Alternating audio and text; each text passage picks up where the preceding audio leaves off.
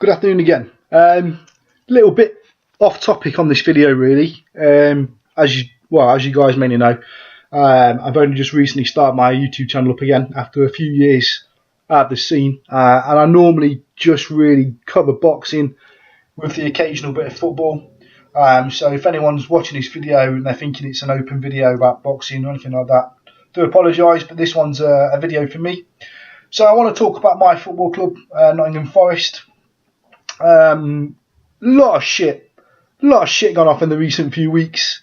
It's been so tempting to vent some frustration, but I'm not a dickhead. I was one of the idiots that decided to take to Twitter or social media to hurl abuse at our chairman or our players. So I just want to kind of look at one thing, and I want to get you, if there's any Forest fans who do watch this video, and you are a genuine Forest fan and you're not one of those dickheads, then please give me some genuine feedback on what you think and see if you agree with me here. Right, start of this season. Yeah, I am going back to the start of the season. We'll get to the shit of recent weeks in just a moment or two. Going back to the start of the season, we had a legend in charge who walked out at the home game in front of, 28,500 fans, full capacity now, when you take out the seats we had to take out in between the away and home support and the restricted seats and whatever. So yeah, it's about 28,500, 29,000. And it was the loudest roar, the loudest reception I had probably heard in a football stadium for many a year. In fact, I can't even think before that of last year, the last time I really heard a roar or a reception of that nature of any kind in recent years. And things looked swimmingly, didn't they? We started our season fantastically. Got some good victories. I think the Bournemouth away victory, was probably the pinnacle of that. I mean, we played like shit for most of that game, but defended well and took the 2 chances we created and got the 3 points. So where did it go wrong? Well, we know where it went wrong, don't we?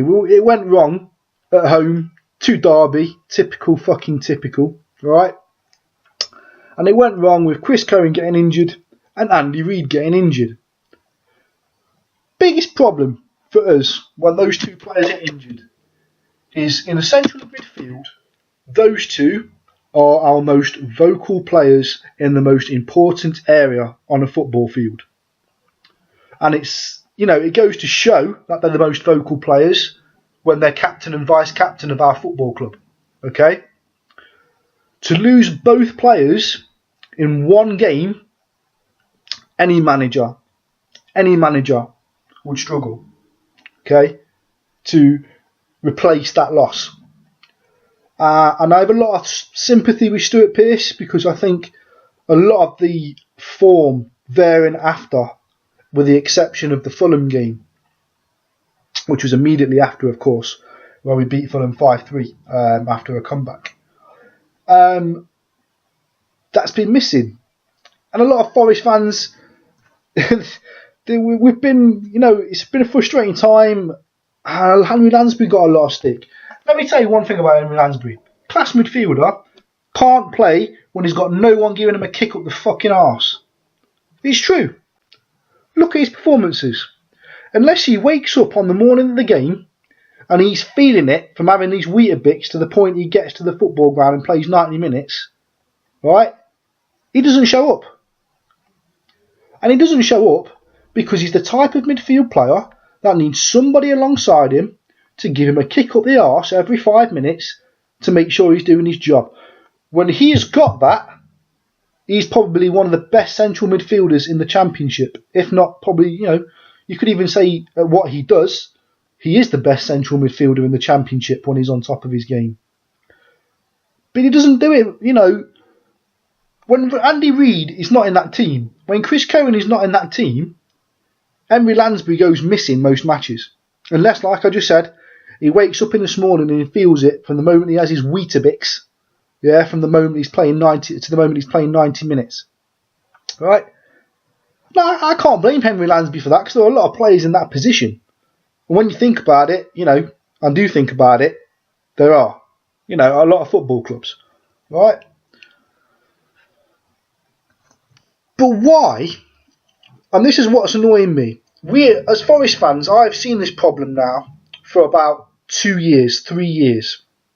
And it was evident last season as well, when Billy Davies was in charge and we lost Cohen, we lost Lansbury, we lost Reed.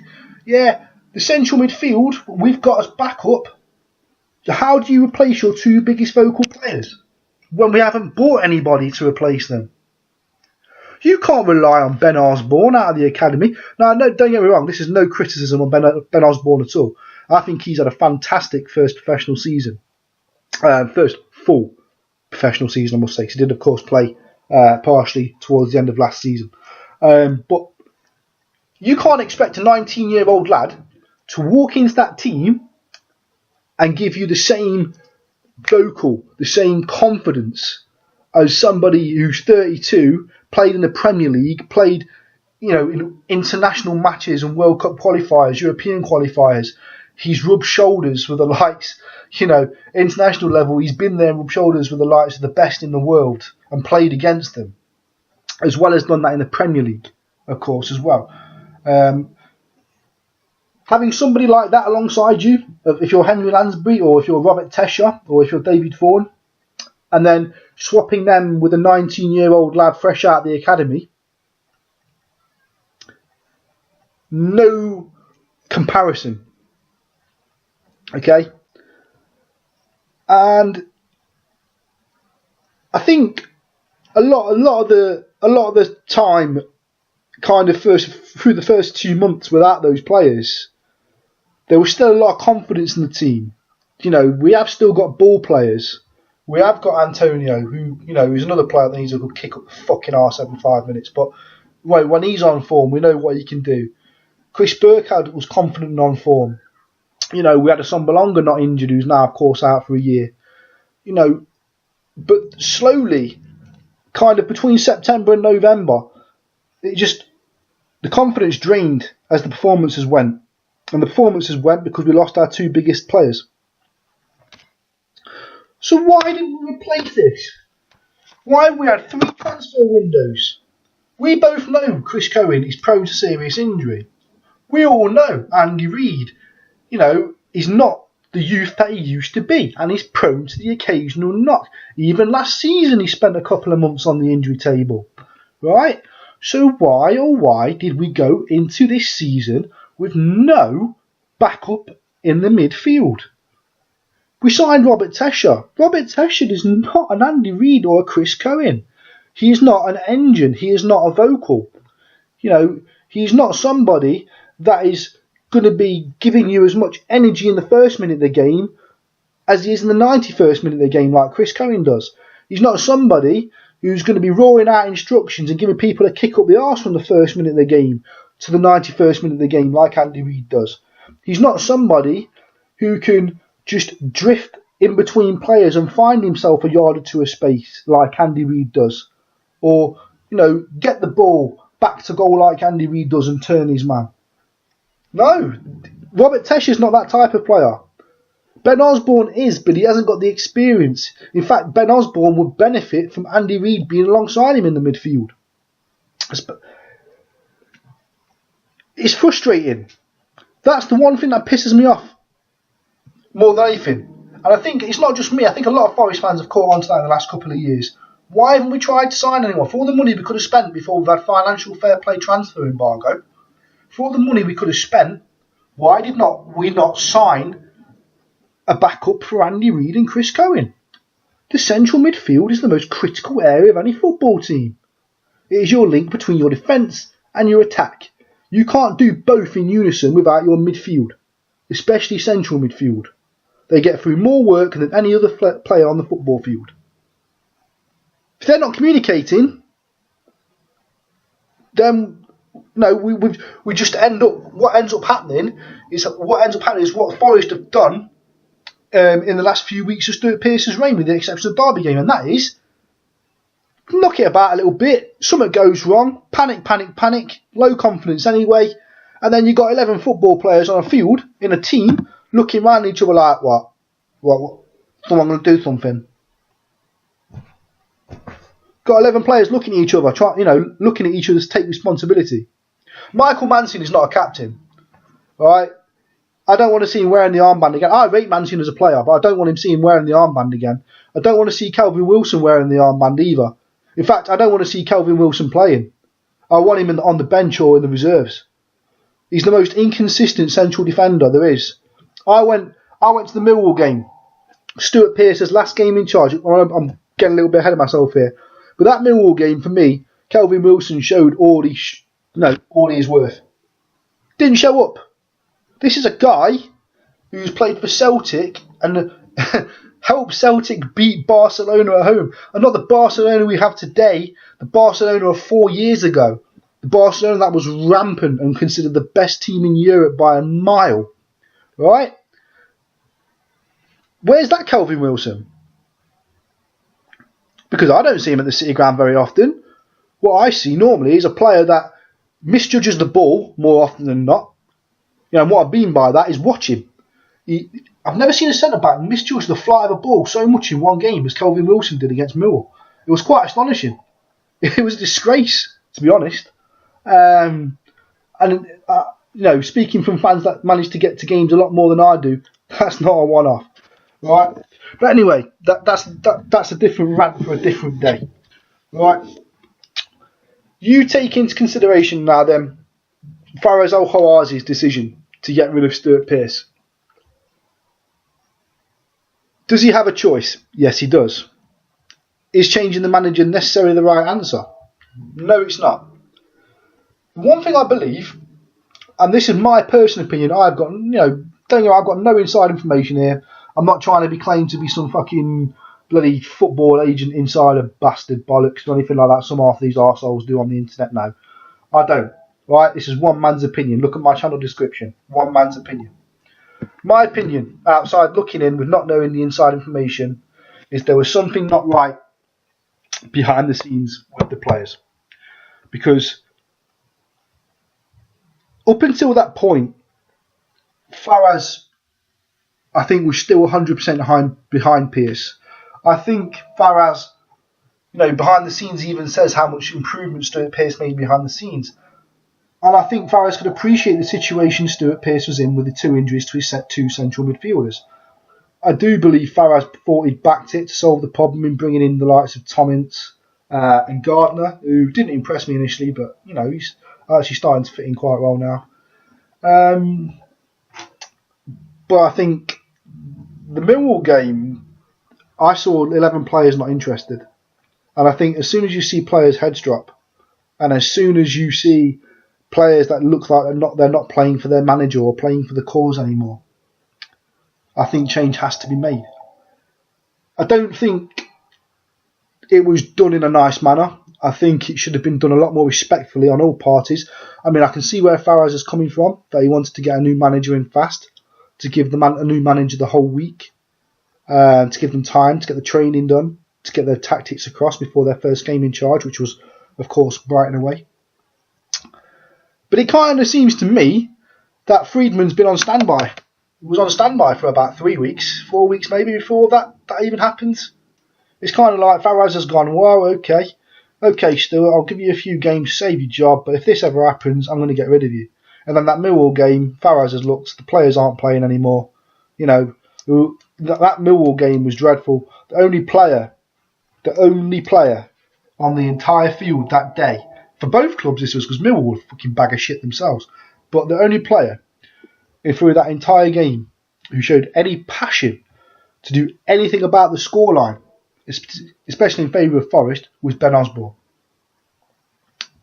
The only player. Antonio looked lazy. Looked like his head was in his arse half the game. Apart from that, he did a couple of creative runs. That's it.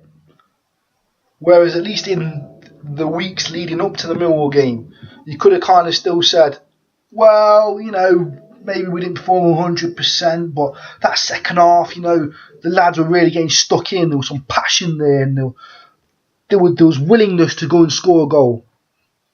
No evidence of that against Millwall. No evidence at all. And I think there was a few home games prior to that where there was no evidence of it as well. So I think, unfortunately, my point of view, I think the change had to be made. I just think the way that Faraz has done it has dragged our name of our club through the mud again. I'm not saying that giving Faraz Al-Hawazi a shitload of abuse through Twitter is the answer to that, because I don't believe in doing that, because that just makes us even more fucking retarded as a football club. I think the inner Twitter fighting of Nottingham Forest Football Club fans over the last 3 or 4 years has become notorious. You know, we are by far the biggest idiots in terms of football fans on Twitter and social media. We really are, because we can't even agree between ourselves. Let alone, we're too busy arguing amongst ourselves to go and have banter and argue with our rivals. That's how bad it gets at times, and it's embarrassing.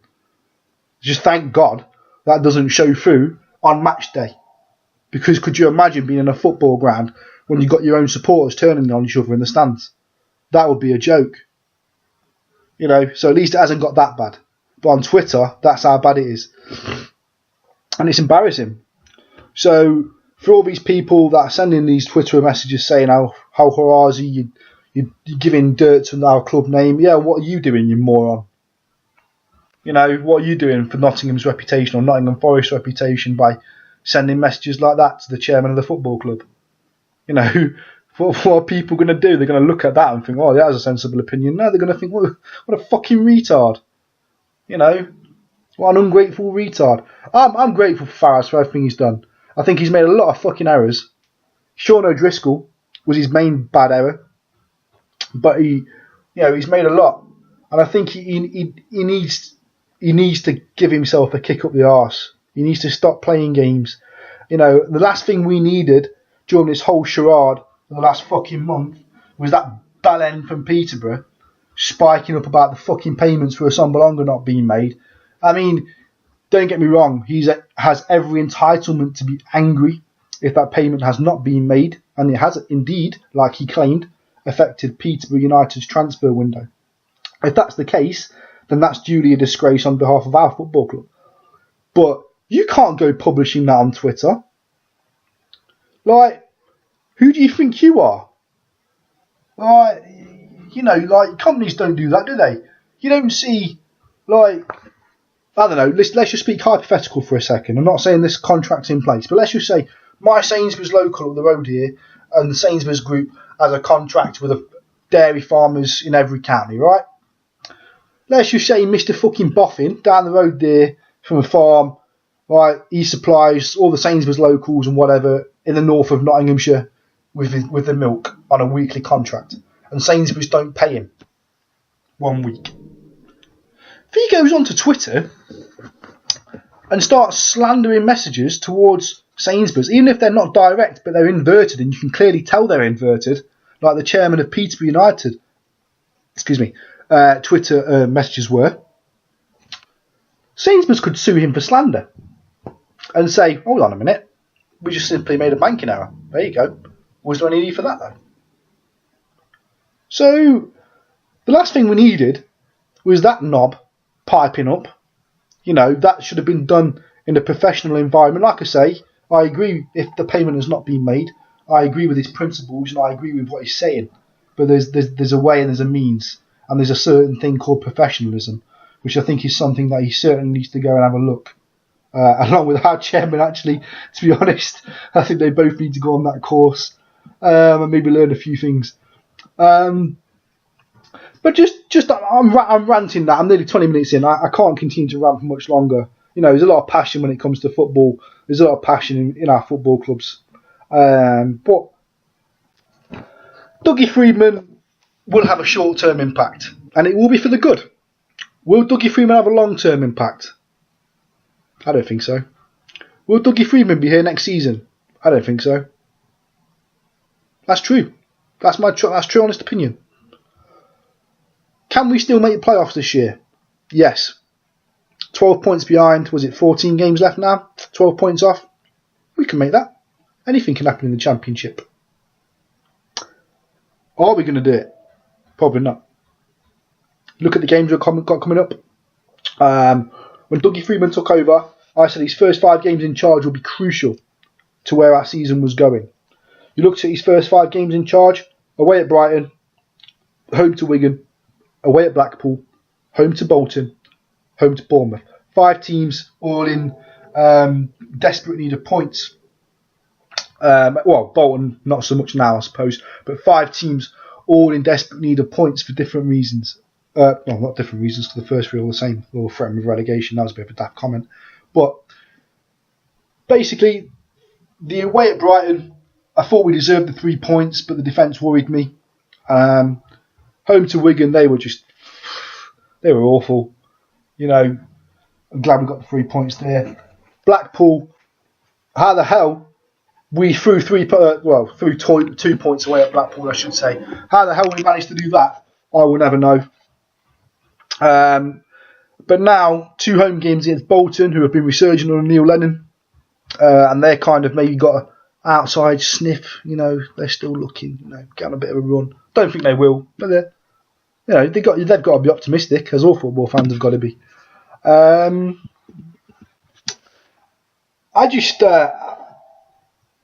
These 2 games now, I can see us beating Bolton tomorrow, to be honest, if we can get it defensively right, which is big worry at the minute.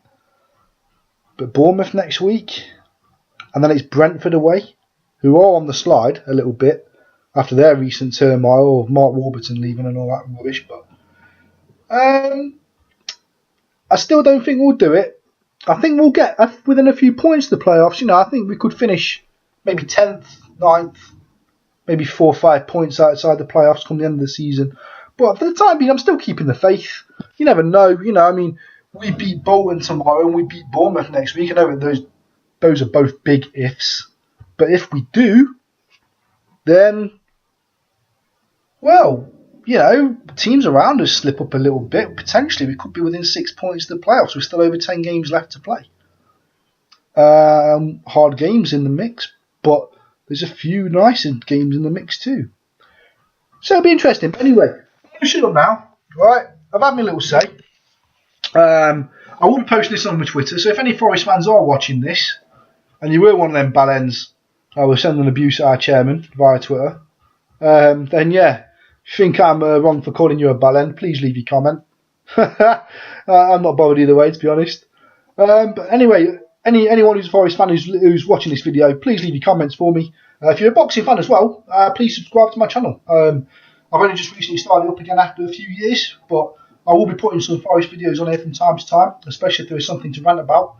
And I'll be looking to do a few football videos in general, to be honest, over the coming months, because football is my second love behind boxing, so they go hand in hand. Anyway, peace out. Come on, you Reds, tomorrow. We are going to beat Bolton. Get in.